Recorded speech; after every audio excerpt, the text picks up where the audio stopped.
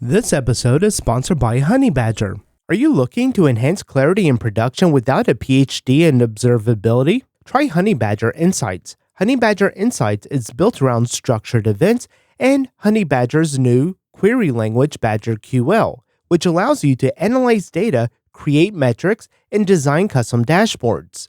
All of this is available for free with Honeybadger's monitoring suite, which includes error tracking, uptime monitoring, and more. Explore your data in new ways with BadgerQL. It's pretty cool and simple. So give it a try today at honeybadger.io. That's honeybadger.io.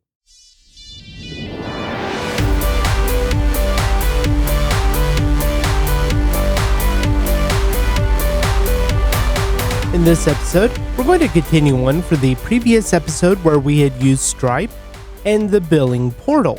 However, in this episode, we're going to be looking at the webhooks. So within the Stripe portal, if we were to cancel our plan and continue on to cancel, then you'll see that we got some webhook calls and then our application was updated.